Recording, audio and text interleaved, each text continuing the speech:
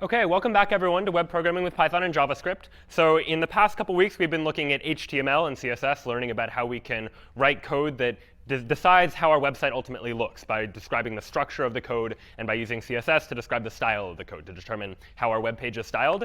Today, what we're going to do is we're going to take the next step and start building some dynamic web applications using a programming language called Python in order to build web applications that are a little more powerful than what we can have just by describing the contents of a web page using HTML, for instance. But before we can get to FLASK, we should talk a little bit about the language that we're going to be using in order to create those web applications. And that language is Python. And so Python has come in a number of different versions. We're going to be, in this class, using the latest version of Python as of now, which is Python 3.6. And so Python is a programming language that is an interpreted programming language, meaning what we'll do is we'll be writing code in the Python programming language, and then we'll run it through what's called a Python interpreter, a program that reads in Python code line by line and interprets it, tries to parse the Python, understand what it means, and then execute that code. And so what we'll do first, before we dive into the web programming part of this, is take a look at Python, just the language itself, get a feel for how the language works and what the different components and features of the language are. And after that, we'll use those skills using the tools that we can use in Python in order to use that language to generate dynamic web applications of our own. So let's dive right in and take a look at our first example of a program written in Python.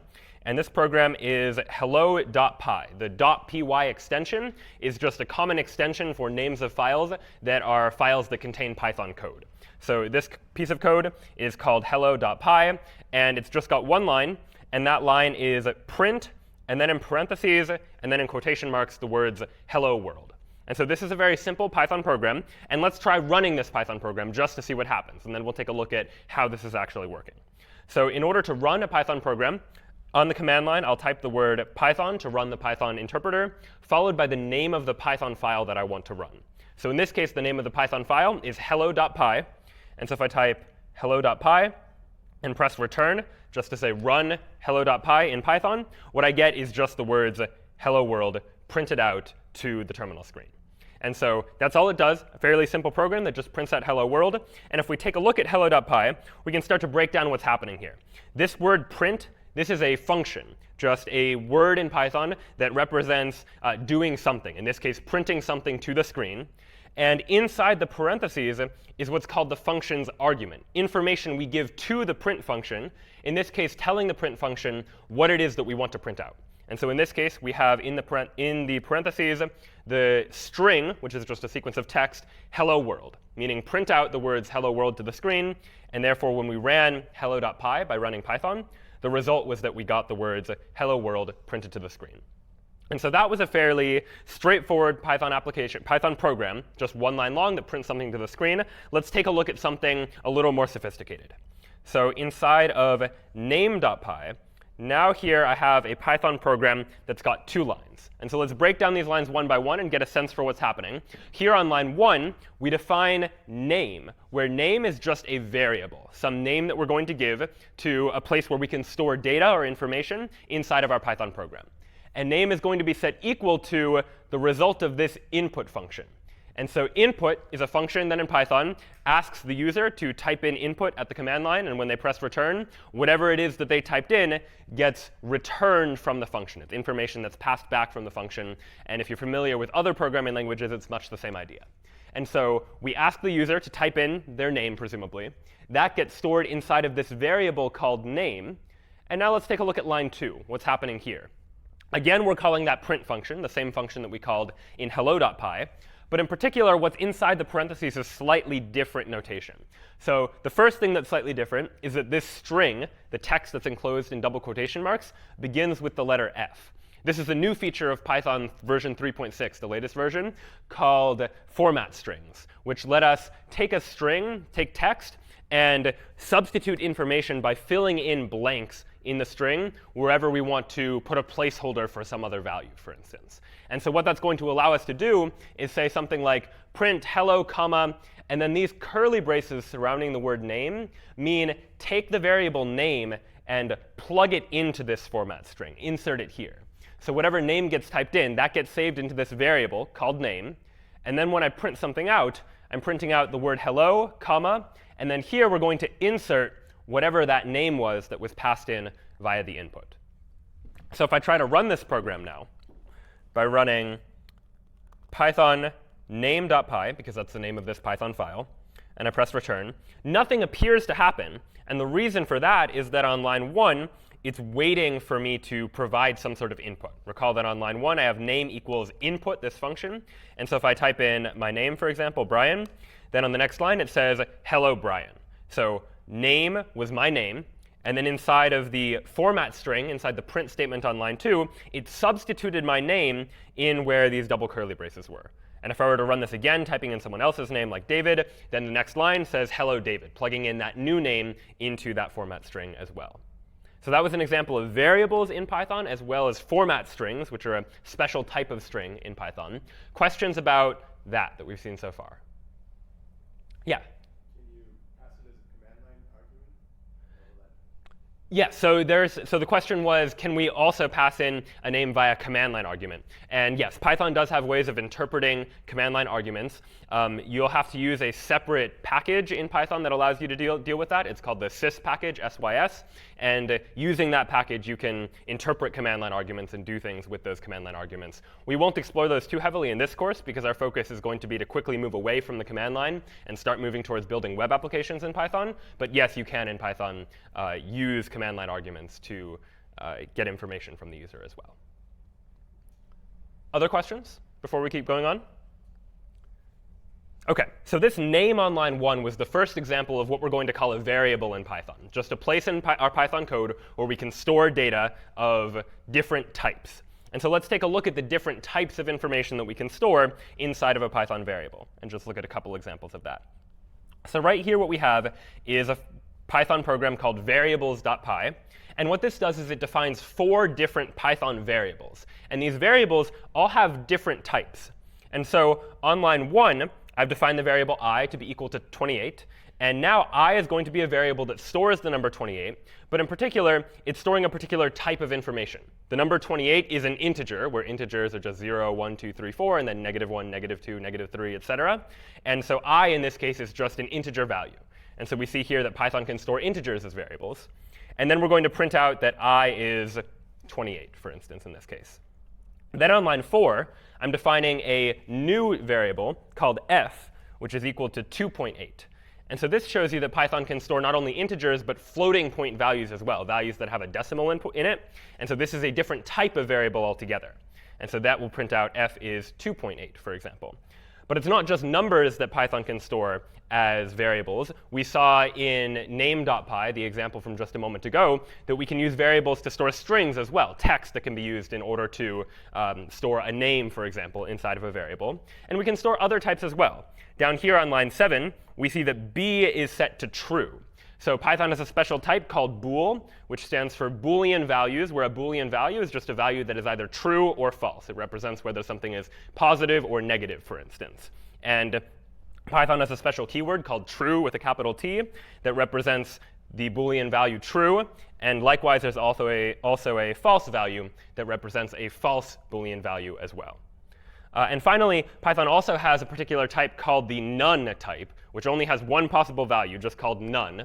And a none type is just a way in Python to represent the idea that a variable has no value.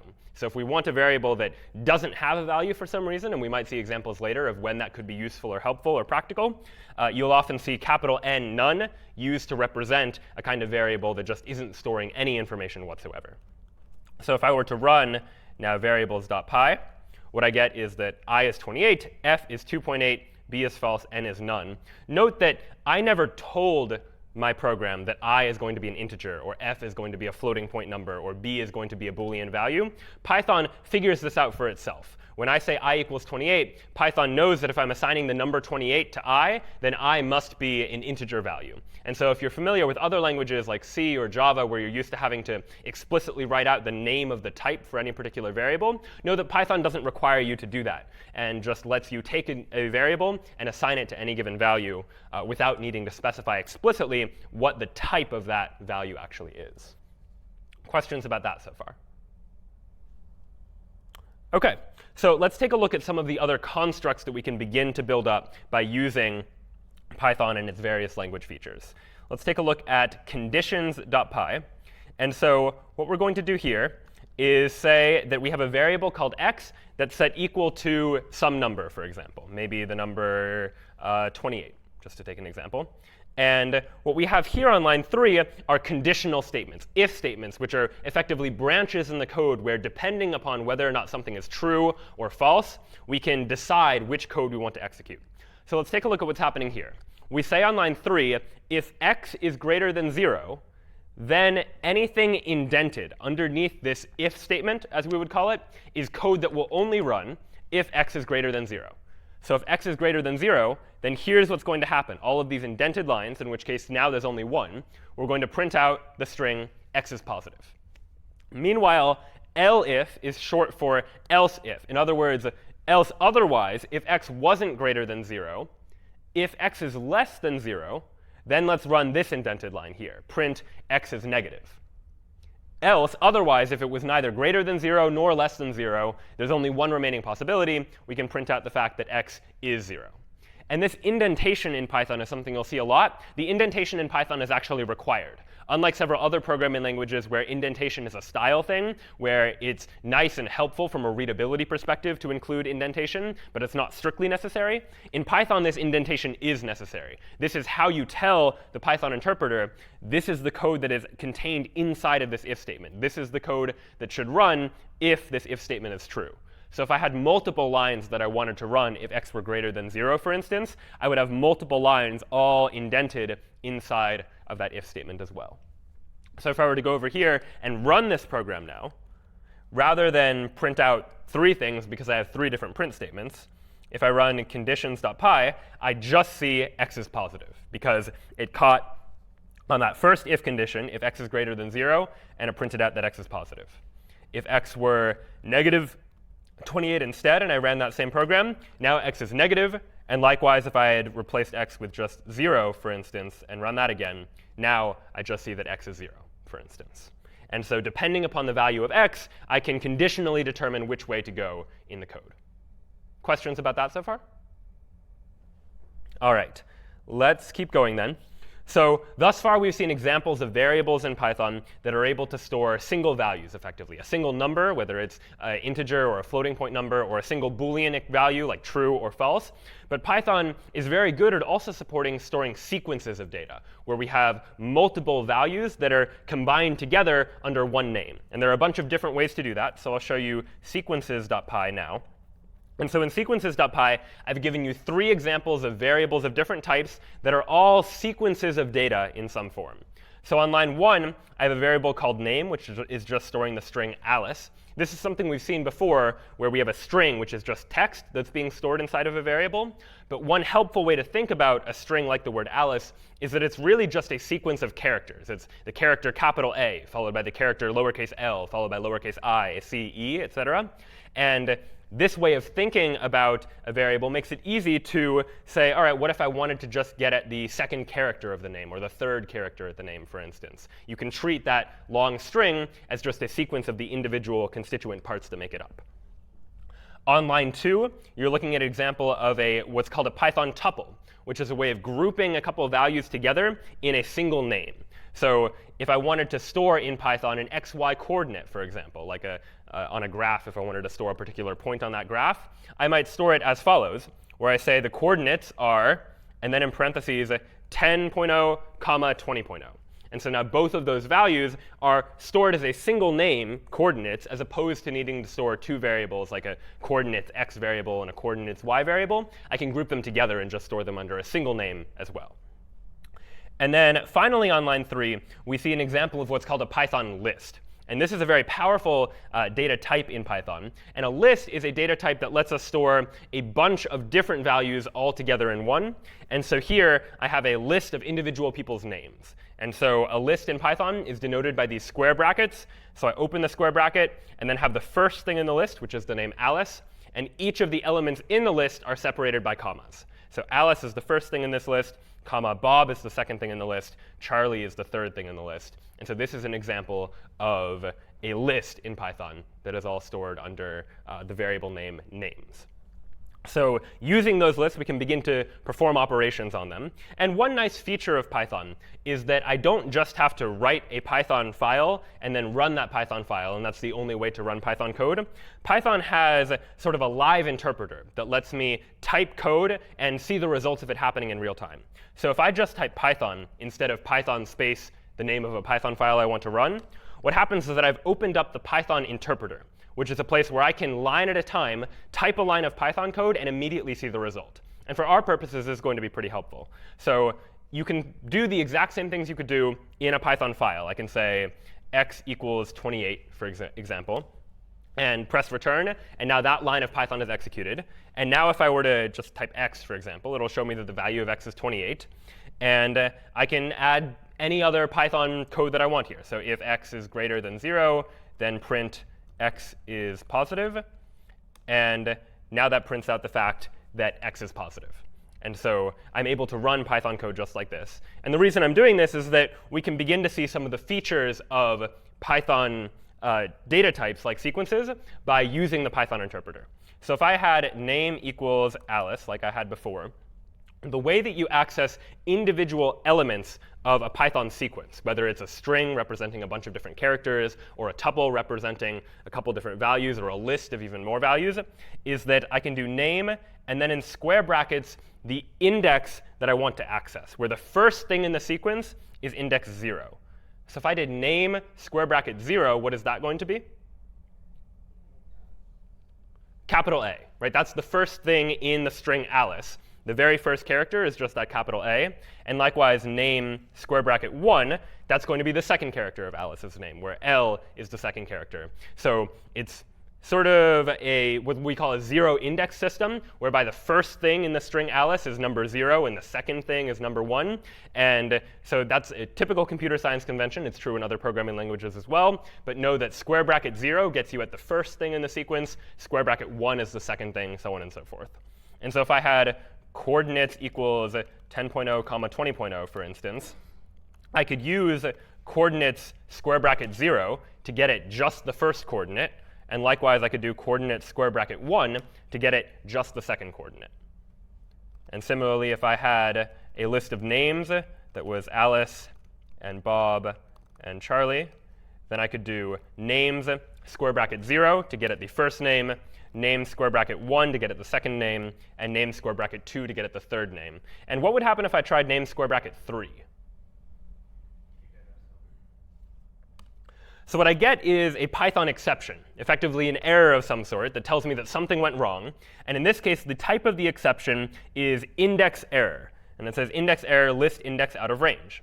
And so the interpretation of that is that this index that I provided, this number, name square bracket 3, is out of the range of the list. There is no item in the names list that has index number 3, and therefore Python can't access it for me. And so if I'm trying to ask Python to do something that it can't do, oftentimes I'll get an exception of this form.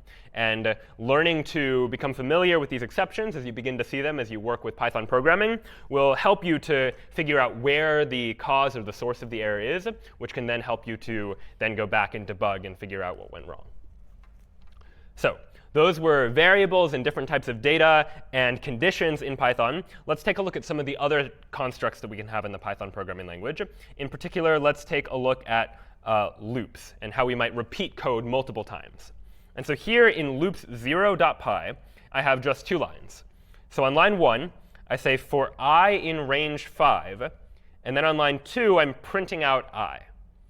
And so what this program is effectively doing is on line 1, I'm saying, let's take this variable I and run it through this loop, this what we call a for loop, through a range of 5 numbers, ranging from 0 all the way up to, but not including the number 5.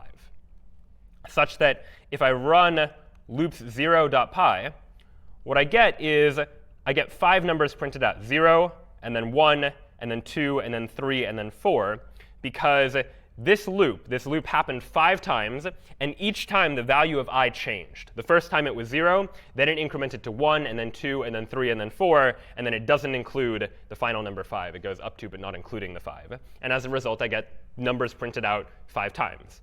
If I wanted to print out 10 numbers, for instance, I could change range to range 10. And now running loop 0.py prints out 0 all the way up through 9, for example. And so that's an example of a simple loop in Python. But Python supports other types of loops as well, in particular for looping over a sequence. So we saw in the last example that we have a bunch of different data types for representing sequences of data. We have strings that are just individual characters. We have lists that are a bunch of different values that are grouped together. And so if I look at loops1.py now, what you'll see what we have here is on line 1, I define a list. Same list as before. Names is equal to Alice, Bob, and Charlie, a list of 3 strings. And then on line 2, I have a different style of for loop. I'm saying for name in names, where the intuition here is that I'm going to be looping over this names variable one at a time. And each time I'm going to call each item in that list name. And that's just going to be the name that I give to that variable. And then I'm going to print out that name inside of the for loop. And notice that everything inside the for loop, just like everything inside of my if condition, needs to be indented so that Python knows what code is contained inside my for loop and what code is outside of the for loop. And so if I now run python loops1.py, what I get is Alice, and then Bob, and then Charlie, one name at a time, one line at a time. Question? Do sequences need to be all the same data type? Great question. So the question is, do sequences need to be all of the same data type? The short answer is no. So in a list, for example, I could have a list that is, I'll just call it L for a list. That could be the number 28, and then the name Alice, and then the Boolean value true. That is technically a valid list. And I can say L square bracket 0 to get at the first thing in the list, and 1 to get at the second, and 2 to get to the third, for instance. But generally speaking, especially with lists, it's a good idea if different things in the list are of the same type. It's often good design to have elements of the list to be of the same type, because generally our lists are going to have some sort of semantic meaning. It's going to be a list of names, where all of the elements in the list should be strings, or a list of numbers, where all of the elements in the list should be integers. And it's helpful to be able to treat each item in the list the same way, and we can only do that if items in the list are of the same type. So while not strictly necessary to have all the items in a list be of the same type, it's often a good design idea to do so. Good question. Other questions before we move on? Could you skip the print in the loop? In the interpreted version, you don't have a print, you just say L0 and that prints it. OK, so the question is, great question. The question is, in the interpreted version, when I'm trying to display a value, I didn't need the print. I just typed L0 instead of print L0 in order to get the first thing in the list. This is something unique to the Python interpreter, that in the interpreter, if I just type in a value, Python will tell me what's currently stored in that value. But if I'm running a Python program, then I do explicitly need that print function in order to say, this is a value that I want to print out to the screen. So it's a slight difference between the way the interpreter works live versus when I'm running it just through a Python file. I could equivalently type print L0 in the interpreter, and that would produce the same results. But if I'm running it in a Python file, like a file that ends with .py, then I need to have the print line there. Good question. All right, we'll take a quick look at some of the other more advanced data types that exist in Python, and then we'll move on to taking a look at a couple other things. So in addition to supporting lists, which are an ordered sequence of data, where we have a first item and a second item and a third item, Python also has support for other collections of data as well. And so one of those examples is a set, where a set is just a collection of items where no item shows up twice. And in particular, a set doesn't have any particular order to it. So the only thing we care about is a particular value in the set, or is a particular value not in the set? And so on line 1 here, I've said s is equal to set, where set is just a function that creates an empty set for me.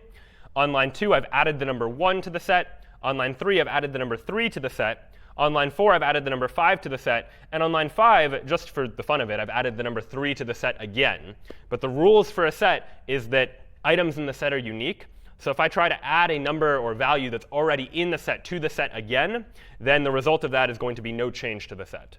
And so if I print the set out on the last line, and I run sets.py, what I get is just the set 1, 3, and 5, because those are the only 3 numbers that are actually inside of that set.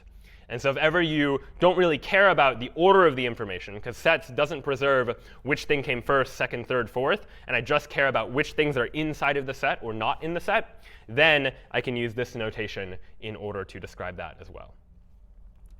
And one final data type we'll take a look at are Python dictionaries. So dictionaries are yet another data structure in Python, which are used in order to map certain values onto other values. And they're often used when we want to try and indicate some sort of relationship between a former value and a latter value. And so what we see in dictionaries.py here is an example where I, in my Python program, might want to store the ages of different people that I'm keeping track of. And so what I have here on line 1 is I've created a Python dictionary that maps what are called keys to values. And in the case of my ages dictionary, the keys are all going to be the names of people. So in this case, I have the key Alice, which is mapped to the value 22. And the semantic interpretation of this is that Alice is 22 years old, and Bob is 27 years old. And so what you'll notice is that the syntax for that is that a dictionary is defined by curly braces on either end, and then the key, which is some value, followed by a colon, followed by what its value is. So Alice colon 22 means I'm going to put Alice in my ages dictionary and then set its value to be 22. And likewise, I'm putting Bob into the dictionary and setting its value to be 27. And if I wanted to add something to the dictionary later, I could do it like this on line 2. I'm adding Charlie to my ages dictionary, and Charlie is 30. That is the value that it is mapped to. And if I wanted to edit the value of one of the variables later on, a line like this, ages Alice plus equals 1, is a shorthand way of saying take whatever Alice maps to in my ages dictionary and increase its value by 1. It was formerly 22. Now it should be 23. If I wanted to write this out in a longer form, I could say ages Alice equals ages Alice plus 1 to say update the value of ages Alice and set it equal to whatever ages Alice was plus 1. But often a shorthand convention for that is plus equals 1, meaning increase its value by 1. Those two lines are identical. And then finally, at the end, I'm printing out this ages dictionary. And so if I run dictionaries.py, what I get is this dictionary where Alice's name is mapped to the number 23, Bob's name is mapped to the number 27, Charlie's name is mapped to the number 30. And so that's an example of a dictionary in Python that lets us map keys and values together. And so these are all just a whole bunch of different data types that exist in Python. Python's a large language with a bunch of different features and data types that are built into the language. But these are some of the most common data types, ones that will likely frequently come up as you begin to work on programming in Python. Totally OK if you haven't internalized all of what each one of those data structures is and what's different about all of them just yet. But as we begin to design web applications in Python, you'll hopefully start to get a sense for when might it be appropriate to use a dictionary in order to represent data, or use a list to represent data when we're designing our web applications. So we've looked at data types in Python. Now let's take a look at functions in Python. So here we'll open up functions.py and see what's going on here. So on line 1, I've defined a new function in Python. We've seen built-in functions like the print function that prints things to the screen, or the input function that gets input from the user. I'm now defining my own function called square. So on line 1, I say def, meaning I want to define a new function. This function is going to be called square, and it's going to take one argument that I'm arbitrarily just going to call x. Now, just like in if statements, we indented everything inside the if statement, and in for loops, we indented everything inside the loop. Inside of this definition of my square function, I'm likewise going to indent everything and say that all the square function is going to do is that if you hand me a number x, I am going to return back to you x times x, the square of the number x, by taking the input value and just multiplying it by itself. So this function, given the number 2, will give me 4. If I give it the number 3, it'll give me 9, so on and so forth. And now on line 4, I'm running a for loop. I'm running a loop for I in range 10. And if we recall, what numbers is that going to range from? How many times will that loop run from what number to what other number? 0 to 9, exactly. I start at 0, and it's going to go up to, but not including 10, so it'll end up stopping at 9.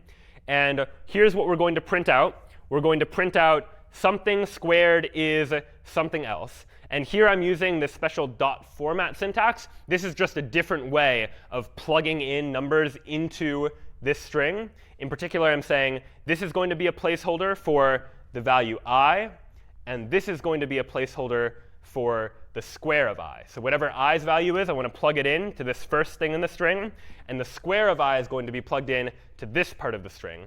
And this is a slightly older way of plugging in values into Python strings, and I'm showing it you here in case you ever use a version of Python older than 3.6, where the formatted strings, where we started strings with the letter F, isn't supported. You can use this notation as well, and it'll effectively do the same thing. So in this case, we're looping over the numbers from 0 to 9 and saying something squared is something else, and I'm calling my square function, the square function that I've defined up there.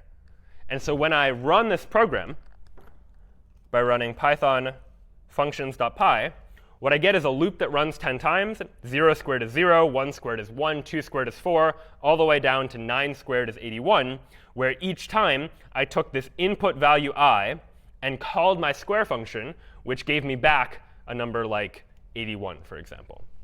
And so this was the code to do that. Questions about functions or anything we've seen so far in the Python programming language? Yeah?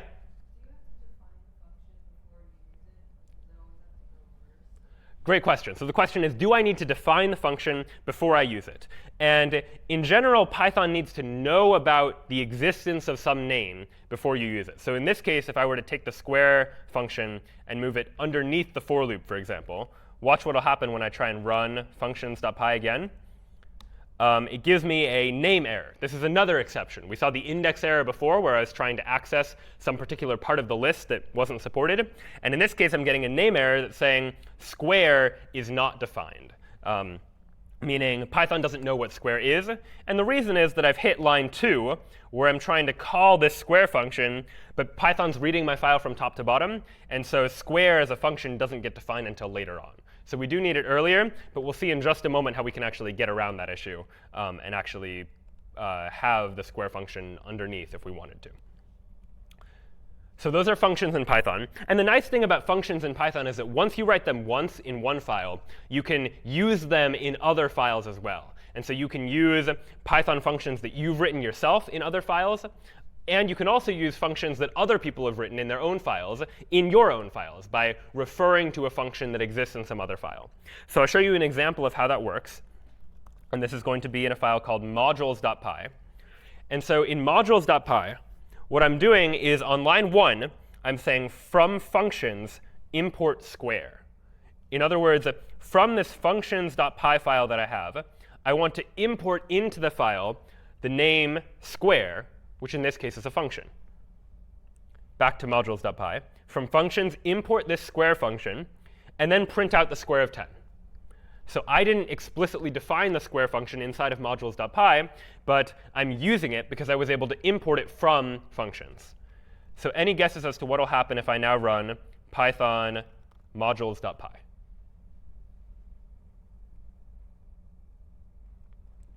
Where modules.py is importing square from functions and then printing out the square of 10. We want it to print out 100. That's what we would like to happen. What actually happens is that it prints out 0 squared is 0, 1 squared is 1, so on and so forth. And only after all of that, then it prints out the number 100. So the number 100 is what we wanted. But why did this rest of the stuff get printed out? Yeah, it executed this code that was originally inside of functions.py, this for loop that I defined alongside the square function. And the reason why is that when I tried to import from this functions file, it went through the functions file, going through each line. And when it hit that for loop, it decided to just run that for loop for me. And so that's probably not quite what I want to happen. I would like for someone to be able to import the square function from my functions file without them needing to then run all of the code inside of the main part of my functions file automatically. And so one common solution to this in Python is to put all of the code that I want to run only when I actually run this functions file inside of its own function. And this is generally called a main function, which will be just the main function that runs when I try and run functions.py. I've taken everything and I've indented it to say this is all code that's going to be inside of the main function. And then the last thing I need is a bit of special syntax that you don't need to worry about too much. But effectively what I'm saying here is if name equals main, in other words, if I am currently running this particular file, that's how you should interpret that line, then run the main function. And so it's a little bit of added complexity. But the reason for this added complexity is that now, when I run functions.py, I still get 0 through 9 printed out just as normal, like I wanted to.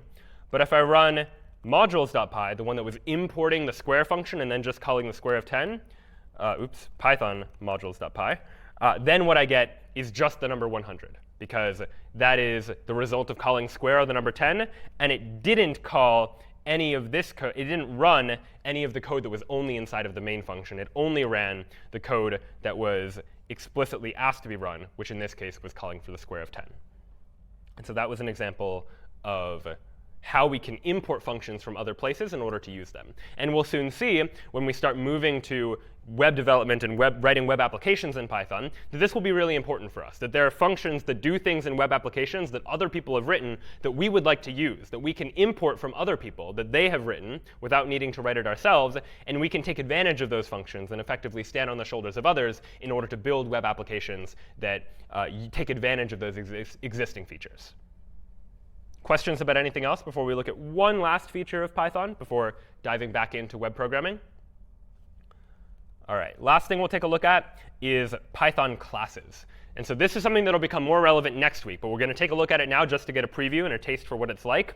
Python classes are a way of defining entirely new types in Python. So Python has a built-in type for representing lists. It has a built-in type for strings. It has a built-in type for Boolean values. But it doesn't have a built-in type for representing a point in space. We could use a tuple, of course, like we saw before, just some number, comma, some other value. But here's a way of me explicitly creating a new type in Python called a point. And here's the way it works. So on line 1, I'm saying I'm defining a new class of things called points. And on line 2, I have this special init function. And the init function in Python is a way of saying, when I create a new point, what information do I need? And in particular, I need self, which is just going to be a variable that represents the point itself, the object that I'm creating. And then I need an x value and a y value. And so when I create a new point, what should I do? Self.x equals x is my way of saying self is that name referring to the point object that I've just created. And .x is my way of saying I want to access a particular attribute of the self, of the point that I've created. In particular, I want to set self's x attribute to whatever this x value is that's being passed in. That way, when I create a new point, I'm storing that x value inside of self.x. And likewise, I'm storing the y value of the point inside of self.y. And so when I actually use this is on something like line 6, where I say p is equal to point 3, 5. That is going to create a brand new point, calling this init function that gets called anytime I create a new point. And it's going to set p's x value to be whatever get passed in at x, which is 3, and set p's y value to be whatever was passed in as the y value, in this case 5. And now if I print out p.x and p.y, that's going to take this point object and access whatever its x attribute is and whatever its y attribute is, and print out those values. And so we'll take a look at that.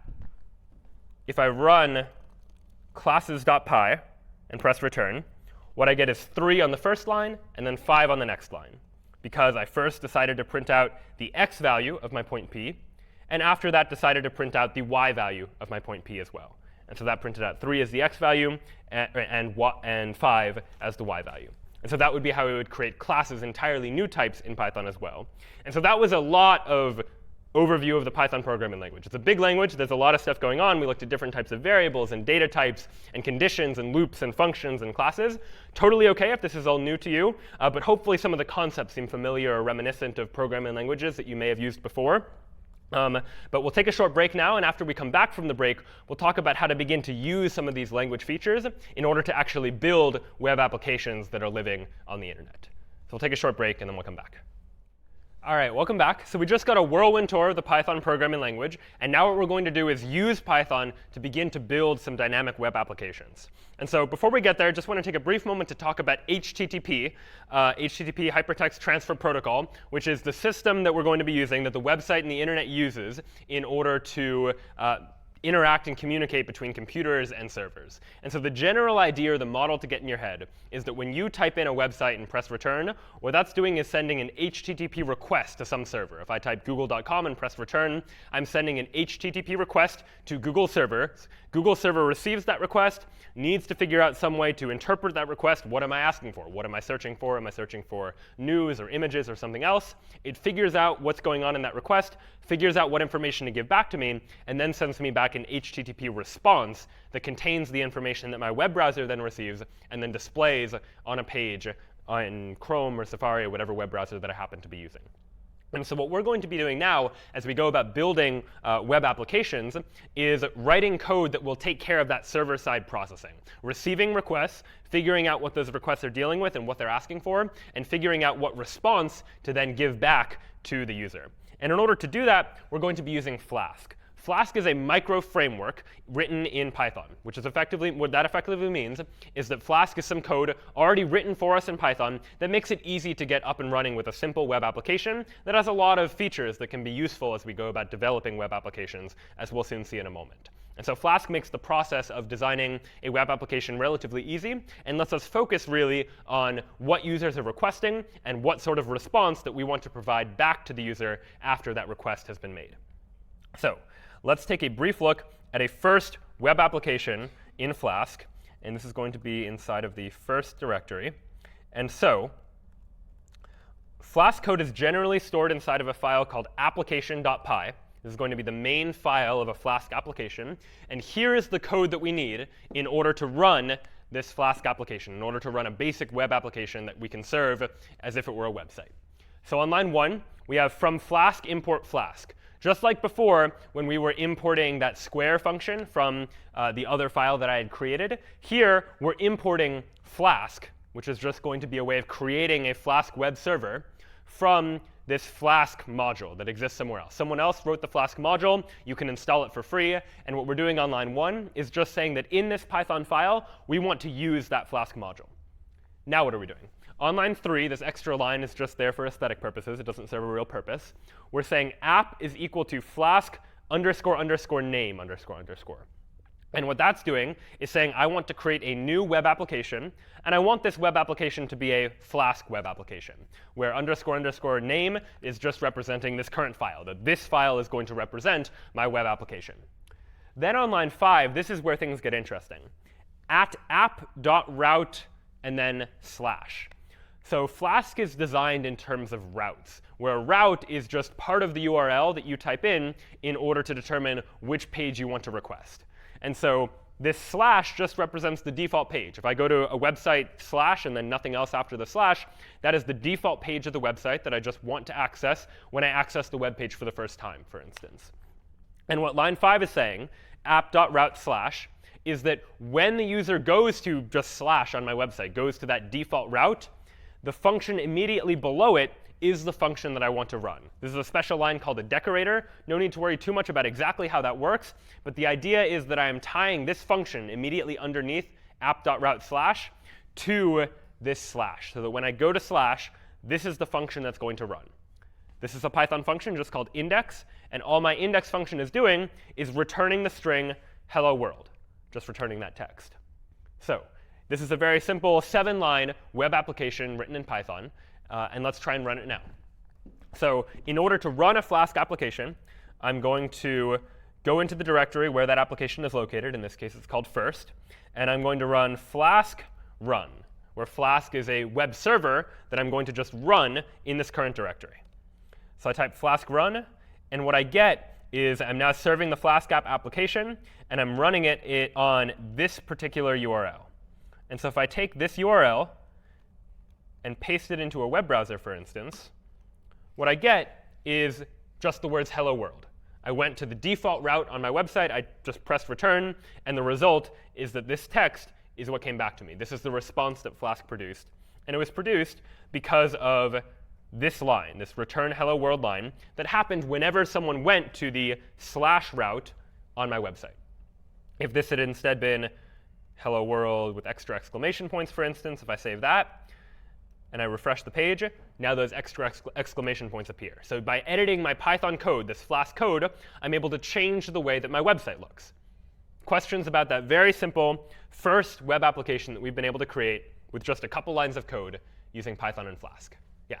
Does FLASK know to look for a file called application.py? Great question. Does FLASK know to look for an application called application.py? Not out of the box necessarily. So what might happen is if you try and just run FLASK run, you might get an error that says FLASK doesn't know where to look for your particular application. And the reason why is that FLASK relies on what's called an environment variable, a variable that's set inside of your terminal to know what file to be looking for as the source of the application. I've already set my application to be application.py, but if you're running for this for the first time, you might need a line like export flask_app equals application.py. And all that line is doing is saying set the environment variable flask app to be application.py. In other words, tell FLASK that the file that I want to run this application from is a file called application.py, which is just the general convention. But depending upon what system you're using, that may or may not be set automatically for you. So you may need to explicitly tell FLASK application.py is what you want to use. Good question. So was it the line that said app equals name that led it to use application.py, or was it the environment variable? Good question. So why did I not have to do that? I have my terminal configured such that it will automatically run that line. It will automatically set the environment variable. And we can give you instructions for how to do that as well. But otherwise, you can just need to set the environment variable yourself.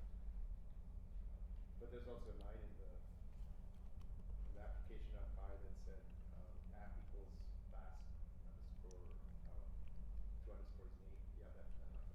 Good question. So what's this line doing? So all this line is doing is it doesn't have anything to do with telling FLASK which application to run. This is just us creating a new variable that is going to be the source of this web application called app, such that later I can tie specific functions to it. So I created this FLASK variable called app, and using that app, I'm now able to say, when someone goes to this route, this is the function that I want to run. And so it's only used inside of this file to determine what routes get called and what functions get called as a result. Good questions, though. All right, so that was our first web application that just returns some basic text when we go to the web application. But that's not quite all that interesting just yet. So let's try and make things a little more interesting. In particular, let's try and add a couple more routes. So let's go into routes 0 and take a look at this code.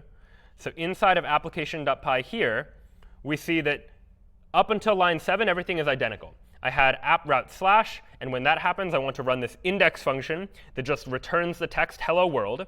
But here on line 9, I've added a special additional route, app.route/David. And when I go to /David on my web application, it's going to call this David function. And what that does is return the words hello David. So what's the result of that going to be when I run my Flask application? Well, if I run flask run and then go back to this URL, this local URL just on my website, it just says hello world for now. It just shows me that default route. But if I go into my URL bar and change the URL from just the default route to this URL /David, for example, and press return there, now it changes to hello David. So I have two separate routes now running on my web application. If I just go to the default route, it says hello world. If I go to /David, then it says hello David. And that's all because using Flask, I was able to tie specific functions to particular routes of my web application. Questions about how that's been able to work so far? So if I wanted to add additional routes to do additional things, I could certainly do that. If I wanted to add a different route to say hi, hello to Maria, for example, I could add another line that says app.route/Maria, define a new function called Maria, in which case I would return hello Maria. And now if I go to /Maria on my website, it's going to say hello Maria, because I've added that additional one. But of course, this isn't going to work for anyone. If I try and type my own name, /Brian, I get a not found error, because I've typed in a route, but my Flask application doesn't know how to deal with that route yet. It doesn't know how to deal with my name, Brian, because I only have routes for the default route, the /David route, and the /Maria route. My name isn't one of them. So what if I want to make my Flask application a little more powerful and let it say hello to anyone, not just David and not just Maria? let's take a look now at routes 1, which will be an example of just that. So inside of application.py, here's what we have going on inside of routes 1. Up until line 7, everything's identical. We're just saying hello world if I go to the default / route. But where things get interesting is down here on line 9. I have app.route / and then in angled brackets string : name. This is not a particular route that someone is going to, but a template for a whole generalized set of routes that people could potentially go for, such that whenever anyone goes to / and then any string, and we're going to call that string name, it's going to call this hello function. And this hello function takes as an argument this name, a name that gets passed in via the URL that the user typed into their web browser.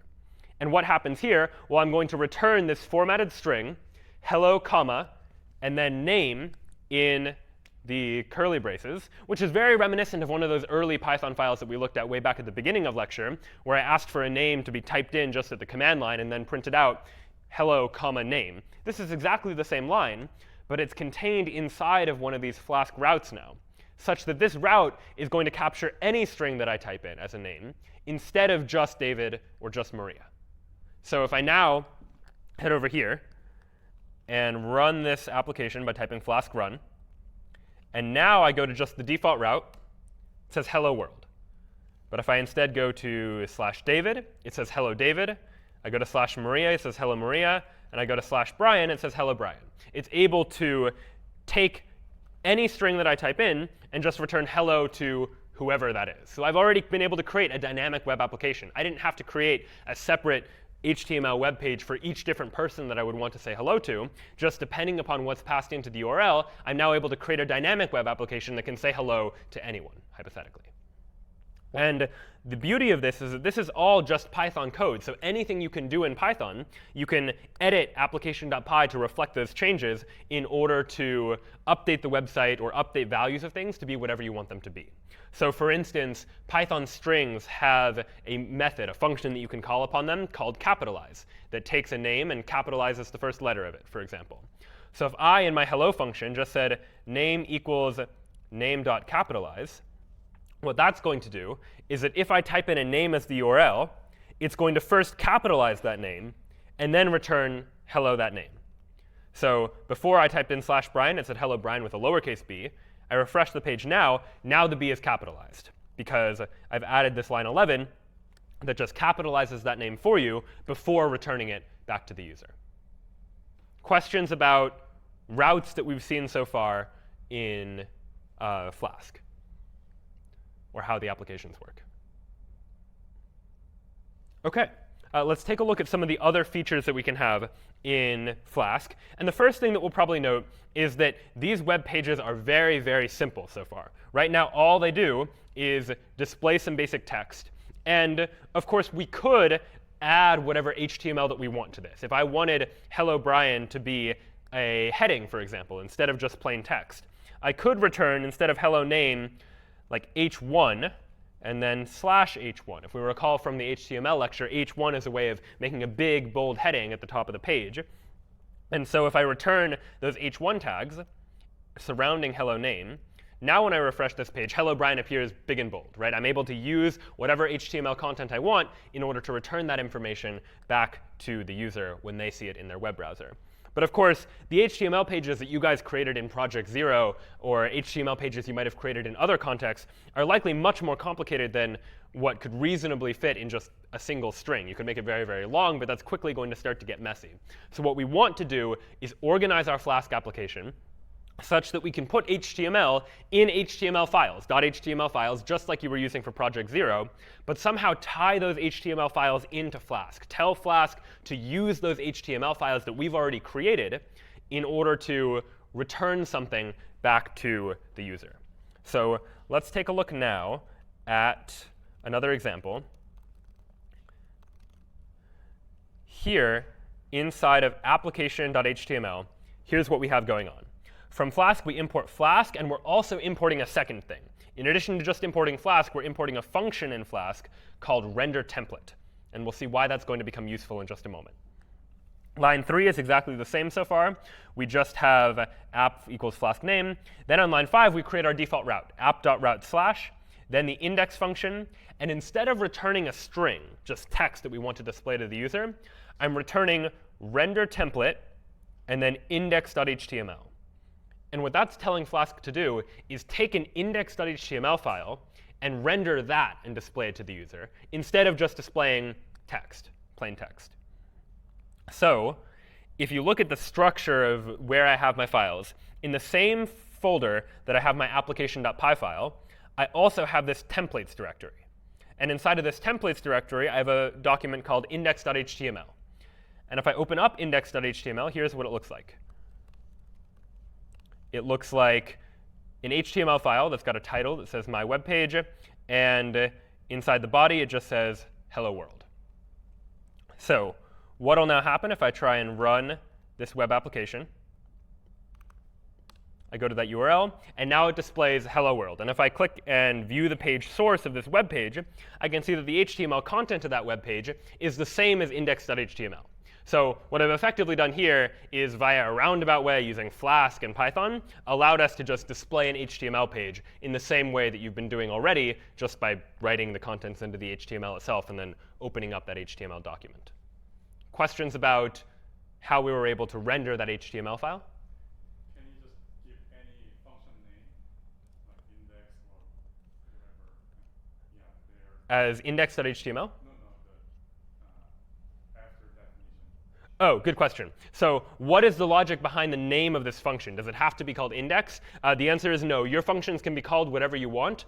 But oftentimes later on, we'll see how it can be helpful to refer to a particular route by the name of the function. And so making sure that the names of your functions are logical or meaningful in some way is usually a good idea. But this could be called anything, theoretically.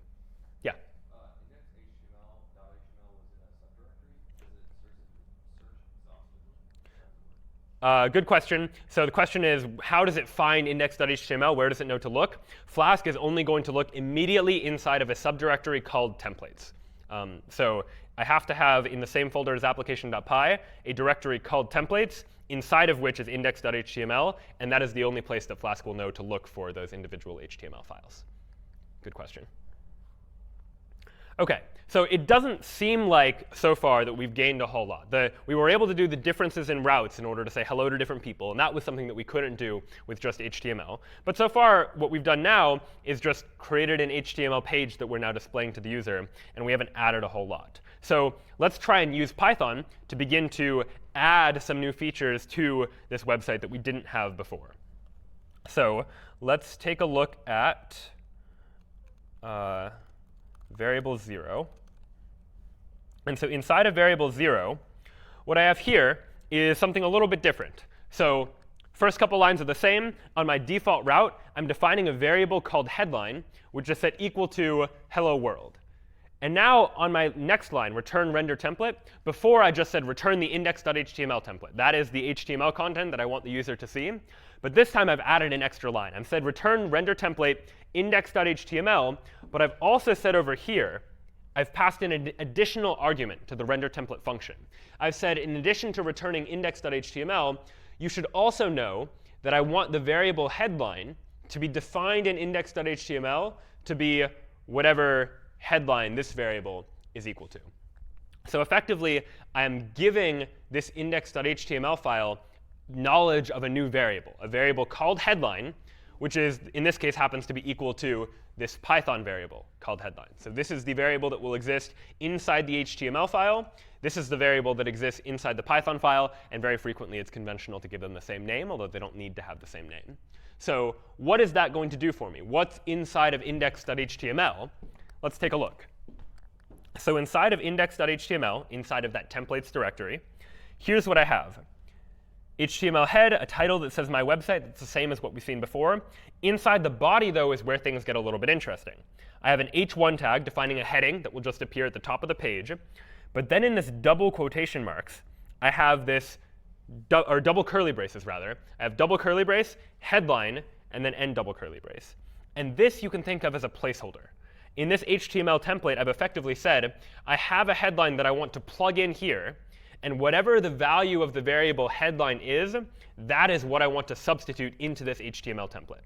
So my HTML template doesn't know in advance that the headline is supposed to be hello world or just hello or welcome or some other heading altogether. But as soon as I have a variable called headline and I pass it into the index.html file, then index.html will be rendered in such a way that the headline will be filled in to that h1 tag. So if I run FLASK run right now and go to that web page, it says hello world. Not because I had hello world inside of index.html, I don't, but because in my Python code I've defined this headline hello world, and that is what is getting passed into my index.html template. So if I change this hello to just hello without the world and refresh the page, now that headline updates as well, because the HTML is being dynamically generated, rendered by FLASK, depending upon what I pass into it as variables. Headline is hello in that case. Questions about how that worked? Yeah? Can you go back to index.html file? So the double curly bracket, that one. This part? So, yeah. So is that I'm talking about syntax? So that belongs to HTML or Python or what? Great question. So what is this double curly brace syntax? It doesn't really look like HTML, and it doesn't really look like it's Python. In fact, it's entirely different, what's called a templating language, an entirely separate language called Jinja 2, which is a standalone language, but it's a language that FLASK uses in its HTML templates in order to make it easy to dynamically generate web pages. And so we'll see a couple examples of this Jinja 2 syntax. It's relatively intuitive, and it follows a very similar style to Python, so it has a lot in common with Python, as you'll soon see. But effectively, all we need to understand for now is that the double curly braces are Jinja 2's way of saying substitute something here, put some value of a variable into the template, wherever that was. Great question, though. OK, so what's the advantage of allowing me to just substitute some variable into the template instead of just putting it into the template itself? Well, what I can do now is I can say, app.route/by if I want to add a goodbye route in addition to a hello route. And now I'll define a new function called by, where the headline is instead going to be goodbye. And now I can take that same line, return render template index.html, where headline is equal to headline. But this time, headline is goodbye instead. So now I refresh this page. Unexpected EOF. Let's save the file and try again. OK. So we have the default route that just says hello. But if I change the URL to be /by instead, then what happens is I get goodbye to be displayed. And that's going to be the new heading. So I've used the same index.html template. The only difference is I've changed what value I pass in as the headline. And as a result, what appears in the template and ultimately what appears in the HTML that the user sees is different, depending upon what that was. Questions about that so far? Yeah? Does this Python file count as backend? Does this Python file count as backend? Yeah. What I've written here is Python code for a backend web server that is listening for a request, like me typing in URL/by. It processes that request and returns some response, in this case, the HTML. So yes, this is backend Python code, as you would term it. Yeah? And it updates dynamically, like if you're typing, you have to restart the server?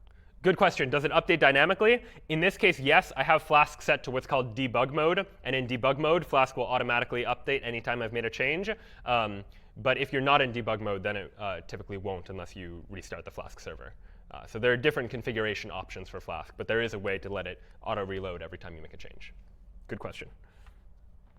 OK, so that is an example of variables that we've been able to see, where we're able to take values and plug them into templates. But what else can we do with templates? How can we make things a little bit more interesting? Well, to introduce this, I thought we'd start by looking at an example of an extremely simple website that does exist out there on the internet that really just serves one purpose.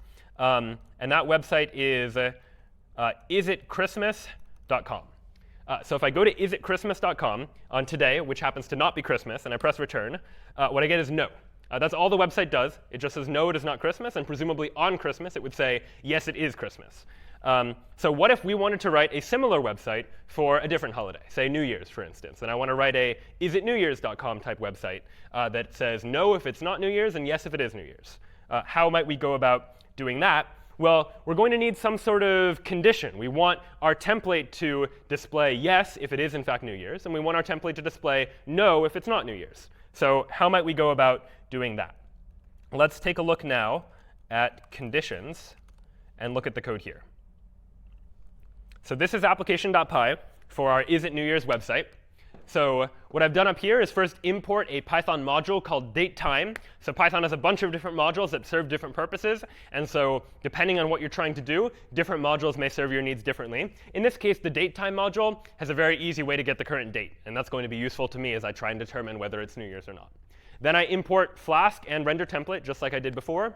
I start my FLASK application. I have my default route, which is going to call this index function. And here's what's happening here. I'm defining a variable called now, which is set to datetime.datetime.now, which is Python's way of getting the current date and time. And so that's going to be stored inside of a variable called now.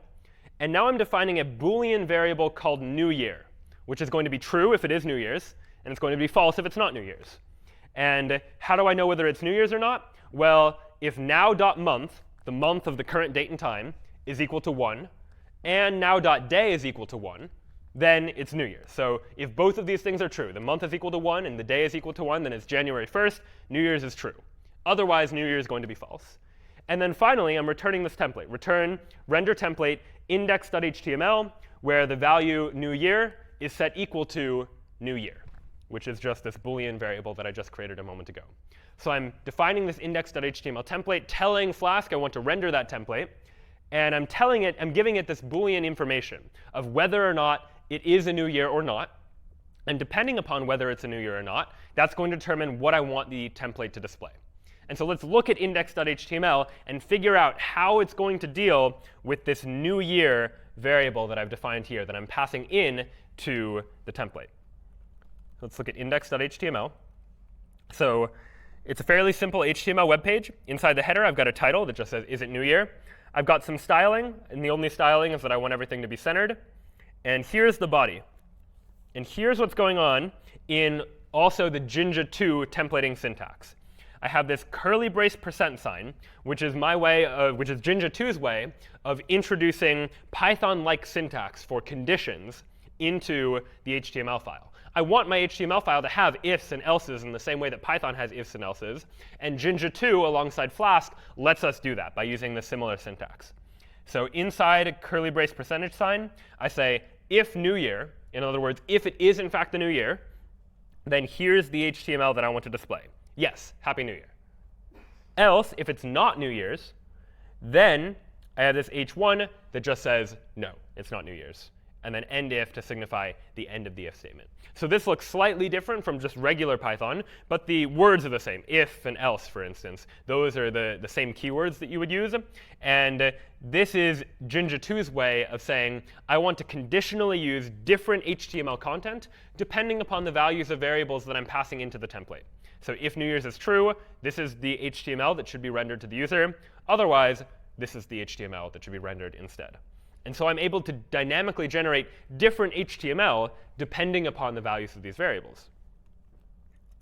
So if I run Flask run now and go ahead and go to my website, it just says no. Today doesn't happen to be New Year's, so it's telling me no.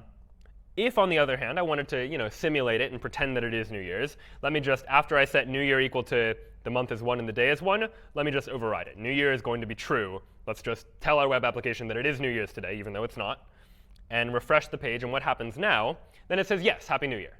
So the HTML content is able to change depending upon the values of the variables. And if I look at the page source of this web page, it just says body and then this h1 tag that says, yes, Happy New Year. There's no trace of that no that was inside of my index.html template, because the template gets processed and rendered first on the web server. The server looks through the templates, figures out the conditions, figures out what HTML code to include, what not to include, what to plug in to particular spots, and then takes that result and gives that result back to the user. So the user never sees the original contents of the template with all the different possible branches and different possible options that could theoretically exist. And so using that code, we were able to conditionally determine what to display on the HTML page.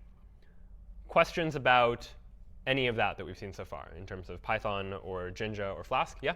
What's the reason why you put the if-else on the index.html, not in the Python? Great question. So why did I put the if-else inside the index.html instead of inside of the Python code?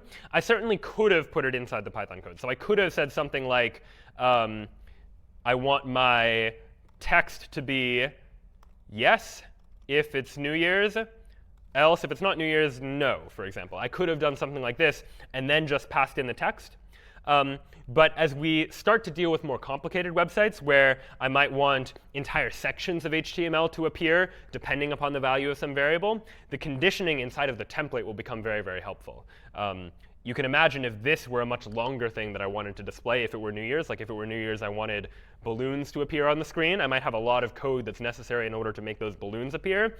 And it would be infeasible to put all of that inside of the Python file itself. And so the conditions just offer a way of changing the template such that all of the template code is really inside the HTML file. And then just based on the settings of particular variables, I decide how I particularly want to configure that HTML file for my particular use case for this particular user on a particular day. Yeah? Do we need to install Jinja to HTML also? Great question. Do you need to install Jinja 2 in order to make any of this work? What you will need to do is you'll need to install FLASK, which is the micro framework that we've been using in order to generate these web applications. And when you install FLASK, Jinja 2 will come along with it. So as you install FLASK, Jinja 2 will be first installed such that you can use Flask and take advantage of all the Jinja 2 features that come along with it. Good question. Yeah? So with Flask, we don't use JavaScript anymore at all? Good question. Do we use JavaScript? We can still use JavaScript. We haven't quite gotten there. But it's totally fine to use JavaScript inside of the client side of the web application, inside of the HTML file that the user ultimately sees. And that works pretty well with Flask 2. You can combine the two together. Yeah? Is it conventional to call it, give it the suffix HTML in this Jinja file? Yes, the question was, what is the convention for what to call the files? Generally speaking, our template files are HTML, even though they have Jinja added to them. And so by convention, we'll still call them HTML files, since their contents are predominantly HTML. Good questions. All right. So that was an example of conditions inside of Jinja. But like Python, Jinja has a bunch of additional features too. In addition to conditions, we also have loops, for example. So how might we go about having some loops inside of our Flask applications? Let's take a loop at an example of that. So inside of application.py, I've here in the default route just specified a bunch of names, Alice and Bob and Charlie. And on line 8, I'm rendering the template index.html, passing in that whole list of names into my index.html template. And presumably in my index.html template, I want to display all of those names on the web page. So what will I do inside of index.html? Well, here's what's going on inside the body of this page. I have a UL, which is just an unordered list. And now I have this curly brace %sign syntax again. We used that same syntax when we introduced a if statement or a condition in Jinja. We'll do the same thing when we want to add a for loop into our template. And we have for name in names, same exact syntax as we would have used in Python. And that means we're going to loop over that list of names. And for each name, here's the code we want to add. We want to add an li, a list item, where we plug in, using that double curly brace syntax, the individual name. And so I've effectively said, create an unordered list. And inside of that unordered list, for each one of the names in my list of names, add a li tag, inside of which is the actual name that I wanted. So if I now run this application and press return, what I get is names big headline, and then one list item for each one of those individual names. I didn't need to, on 3 separate occasions, type in li tag name /li. I only needed to do that once. And because I have it inside of this loop that's looping over this list of names, then it's going to dynamically generate the list items as I need them. And so if I were to add a 4th name, like I were to add David to my list of names, and refresh it, it adds another list item to that automatically, updating the HTML such that if I actually look at the page source, what's happened is it's created this unordered list, and then it's created one list item for each one of those items that was originally inside of my original list. questions about loops or how that was able to work? OK, we'll take a look at a couple other features of FLASK that are ultimately going to be helpful as you start to build web applications using this type of technology. One thing that might immediately be helpful is figuring out how you link to different parts of your web application. You might want to have one route that links to another route, and that route needs to link back to the original route, for example. How would you go about doing that? Let's take a look at some URLs. So inside of application.py, I have two things going on. I have a default route that just renders an index.html page, and a /more route that is going to render a more.html page, presumably for more information, more text, an additional page worth of information. Nothing too crazy going on here, just two routes, each of which renders a different HTML template. Let's take a look at those HTML templates. Here's index.html. I have a heading that says first page. I have a paragraph of text. And then down here is where the interesting stuff happens. Here is where I will link to the other route. So I have here an href tag, which we've used before in order to link to a different page. But in this case, I'm using this special syntax, curly brace, and then a special function in Jinja, url_for, and then the name of a Python function, in this case, more. And so what I've done here is said, I want to link to whatever the URL is for the more function. In particular, this is the more function, the one I've given the name more to. And I want to just link to whatever route will take me to that function, such that later on down the road, I might change that route. That route's name might change such that it appears as different to the user. But this code doesn't have to change, because all this code is saying is figure out what the URL is for the more function and link there. And I'm using the double curly braces to mean substitute that URL in place in between the quotation marks here. Likewise, in more.html, I have basically the exact same thing going on. I have a heading that says this is the second page, a paragraph worth of text, and then an ahref that's saying, here's where I want to link to. Go back to whatever route had the index name of the function for it. And so what happens if I now run this application? I have my first page that has a whole paragraph of text. And when I click See More, that takes me to the second page. And go back takes me back to the first page. And so this url_for syntax can be used in Jinja or in my Python code itself to just say, get the URL that will take me to a particular function. And so that's a helpful way of often linking to different files. And one thing you may be noticing at this point in time is that there's a lot of similarity between my index.html file, that first page that I showed you, and this more.html file, the second page that I showed you. In particular, they both have the same HTML head title as my website on both of them. They both have this h1 at the beginning of the body that is just some title for the page. They both have this paragraph. And so ultimately, these pages are very, very similar. And what we might like to do is find a way to factor out those commonalities, such that I don't need to copy-paste my index.html page to create a more.html page. I can just take whatever is common to both of those pages and use it as a layout, as a template to base these other pages on, and then modify those new pages slightly in order to make the necessary adjustments that I need. That way, instead of writing the same code twice, I can just write the basic template for my website once and fill in the blanks with whatever additional details that I have. So let's take a look at that in FLASK. It's a feature called template inheritance. So we'll go ahead and look at inheritance. And application.py is identical. The slash route just takes me to index.html. The /more route renders the more.html. But here's what's different. Inside of my templates directory, I now have three files: an index.html file, a more.html file, but also a layout.html file. And let's look at that layout.html file first. So what's going on inside of layout.html? Well, I've defined the basic layout for one of the web pages that I might want to have, either in index.html or in more.html. I have my HTML header. The title is my website. That's the same for both. They've both got a body. They both got an h1 that's going to be the heading. But here, I've added some special syntax: block heading, and then end block. What I've done here is defined a variable section of my HTML template, saying that a block of HTML content could go here, called heading, and this is where that heading block should go, in between the h1 tags. Then after the h1 tags, I have another block called the body block. And heading and body are just names that I picked. They could have been called anything. But I'm saying I have whatever I call the body block should be inserted right here into the body of my layout.html template. So now, as you can begin to imagine, my index.html file and my more.html file don't need to redefine this entire structure of what the HTML web page looks like.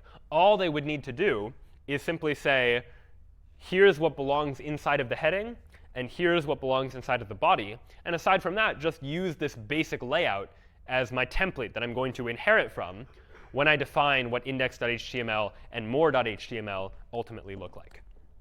So what does index.html look like? Well, here's that code. On line 1 up here, I've said extends layout.html.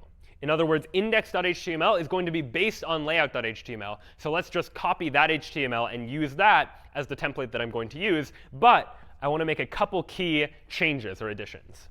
Inside of block heading, this is what I want to be contained inside of the heading.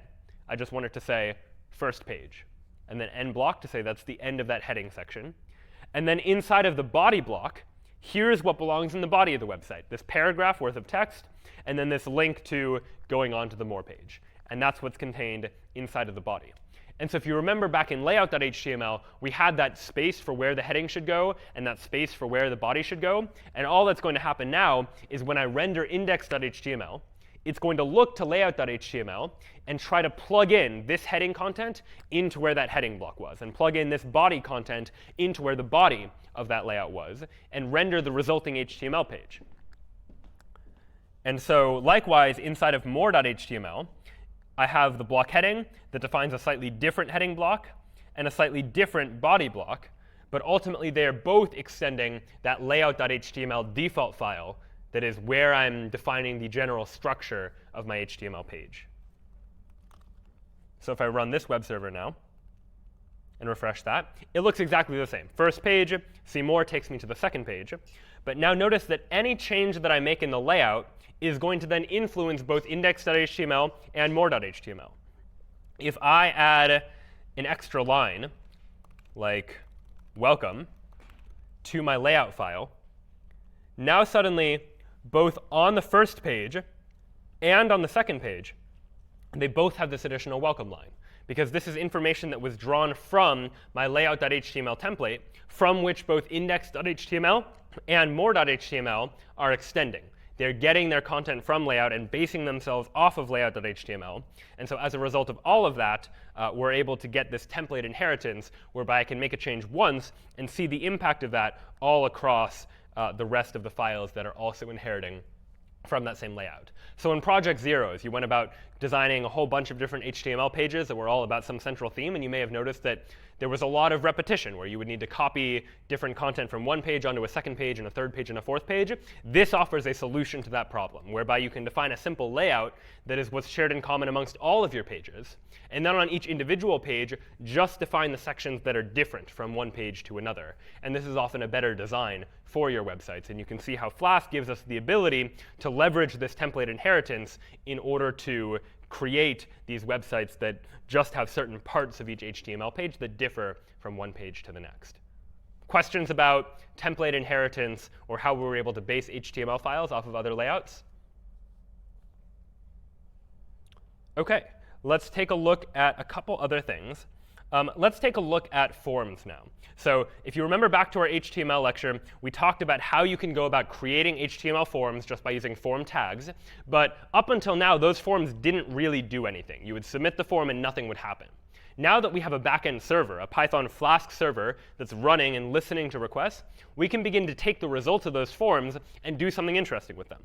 So let's look at forms and look at application.py.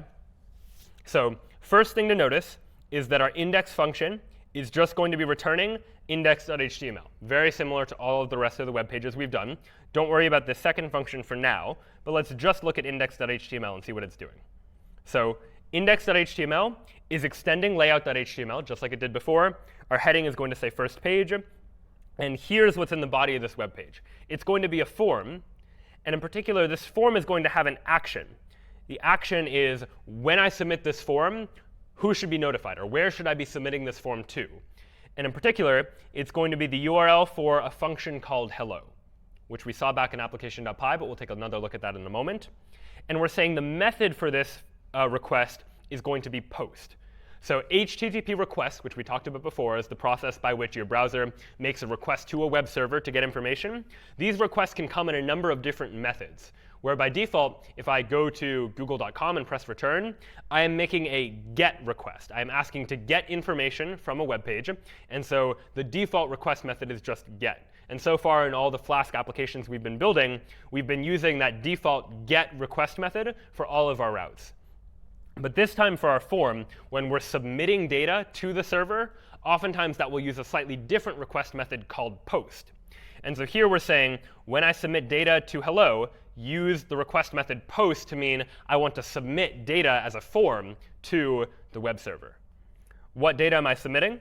Well, I have an input field whose type is text, whose name is name. That name will now become relevant. I've given a name to this input field. In this case, it's just called name. And the placeholder just says enter your name. And then I've added a button that will submit this form. So this is a form much like the ones we've already seen before. The only difference is that now we've enclosed it inside of a Jinja template instead of just a normal HTML file. Now what's going on in application.py? What's happening? On line 9, here is my /hello route. And in particular, I'm telling this route, here is the request method you should accept. People are going to be submitting data to this route via the post method. They're going to be submitting data via post to this hello function. So what should this hello function do? Someone types in their name into the form. They press the submission button. This function gets called. What happens? Well, up here on line 1, from Flask, I've imported Flask and render template just as before. But I've also imported this thing called request that is going to represent whatever request the user has made to my web server. And so now here on line 11, I'm defining a new variable called name. And I'm saying name should be equal to what?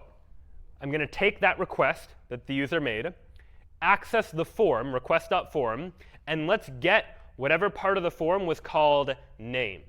So if you remember back in the form itself, in the HTML code, on the input, I gave it a name attribute, which was equal to, in quotation marks, name. That's what this is, the name of the input field that I'm trying to access. And I'm going to access that input field and just call it name. And what am I going to do with that variable name? Well, I'm going to render a template called hello.html, passing in that name as a variable into the template. Just like we were passing names into the template before in order to say hello to different people, this is going to do much the same thing. But instead of getting the name from the URL, we're going to get the name from the form that the user just filled out. So how is that going to work? Let's look at hello.html. Inside of hello.html, the heading is just going to be the word hello. And the body of the website is hello.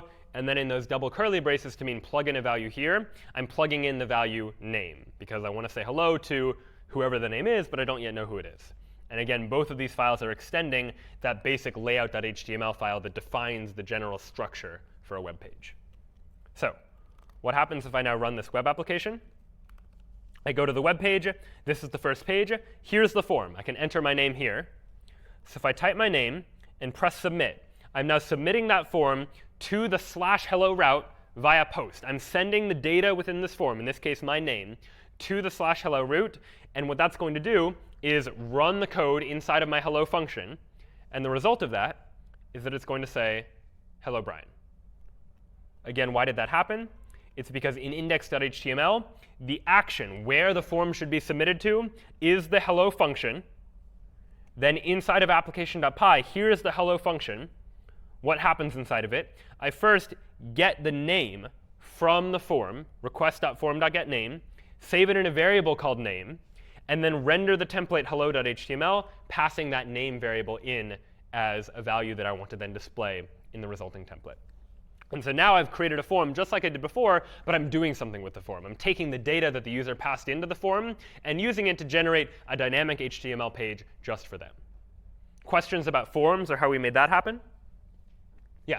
What happens if you just typed in the URL -hello? Great question. Question is, what happens if instead of submitting the form, which goes to /hello, I were to instead just go to this URL /hello and just press return there? So recall that when you type in a URL and just press return, that is a GET request. I'm just asking to the default request method in HTTP is just trying to get the contents of a web page. And here I'm just going to ask to get the contents of hello. I'm not submitting any form data to hello. What I get is method not allowed. This method is not allowed for the requested URL. And why is that the case? What is it about these 4 lines that caused me to get a method not allowed error? Any guesses? Yeah, it's this methods equals post part of the route that says the only request methods I should accept is the request method post. If someone just tries to get the page normally, then there should be some sort of error because that's not a supported request method. I could try to support both. I could say I want to support both just someone typing /hello and someone going to the regular route and submitting the form via post. And to do that, I would just say methods equals get and post. I can have a list of different request methods that I allow. And here I'm saying the /hello route will accept both get requests and post requests. How do I tell them apart? Well, I can use this request object again. I can say if request.method equals get, for instance, let's just return please submit the form instead. Else, if the request method isn't get, which means the request method has to be post, then do the same thing as before. Get the name, and then return the hello.html template with the name filled in. Now, if I go to /hello, what I get is please submit the form instead, because I tried to access this page via get. But instead, if I just go to the default page and type in my name and submit that form, then I get the hello. So Flask is able to detect what the request method is, and if the request method is get, do one thing. If the request method is post, do something else. And so Flask can differentiate between just trying to access the page versus trying to actually submit data to that page. Other questions about that or other things? OK, we'll take a look at one other example. So far, our web applications haven't been able to, or question? Yeah. So if the form had a get method specified would the request form get? So the question is, if the form, instead of being method post, were method get, and I tried to submit via the get method instead, well, in this case, it's going to get caught in request.method equals get. So what will happen is if I go to the default route and try to type in my name and submit it, I'm going to get please submit the form instead because it was a get request. But hypothetically, you could also have data submitted via get instead. When you submit data via get, that data gets put into the URL. So notice that what changed here is that I requested /hello and then !name equals Brian, where that basically means I've submitted form data via get, and that data is all put into the URL. And so the result of that is that you can change what's in the URL to change what the specific request is.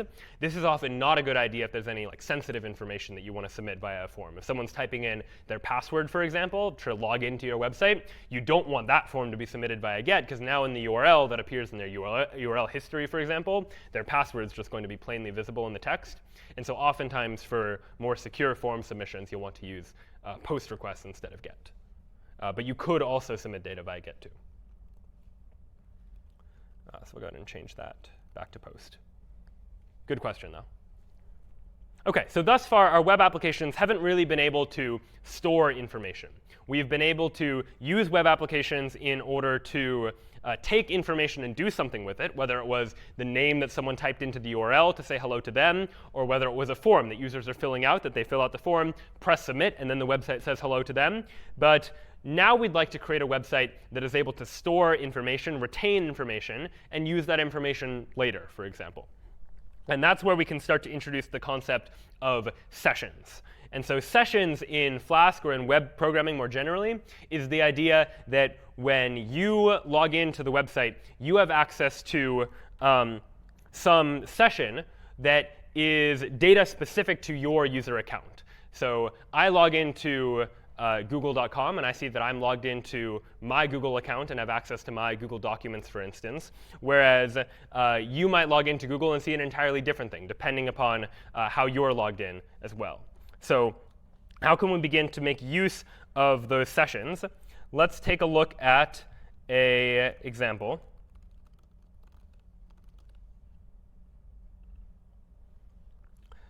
So this doesn't yet actually use sessions, but it's an example of us being able to store data. So let's say I wanted to create a note-taking application, for example. So how might I create a note-taking application where I want to be able to store different types of notes that people are typing in order to record notes and save notes on this website? So what do I have going on? On line 10, I've defined this notes variable to so far just be an empty list. It's just going to be an empty list of notes that is going to store the notes that I'm eventually going to be saving. Then I have a default index route, where inside of this index route, I have a couple things going on. If the request method is post, which we haven't yet seen, but if I were to submit data to the index form, and I'm not sure how I would do that just yet, but we'll see in a moment, then what do I want to do? I want to access whatever note I wanted to add, presumably, because I just tried to add a note. And then notes.append note is my way of saying, take this list of notes and add a new thing to the list. In particular, add this new note to that list. So that's what happens if the request method is post. If I submit data to this index function, then what I should do is add a new note to my list of notes. And then, otherwise, if I didn't submit any data, or even if I did, just at the end, return this index.html page, passing in my list of notes. What's happening inside of index.html? Well, what I have here is for note in notes, print out each individual note. And all of that is stored inside of an unordered list, where I have an unordered list of notes. So what that's going to do is, much like we saw that list of names that we could then use to generate one name at a time in order to display a list of names, we can display a list of notes that will display one note at a time on each item inside of an unordered list. Then lower down on the page, I have a form. And this form is presumably where I could add a new note into my Notepad web application. This form is going to have an action of going to the index page. That's where I want it to go. The method is post, just like before. And this is very similar to the form we just saw. It's got an input field whose name is note this time, and whose placeholder is enter your note here, and then a button to add a note to my list of notes.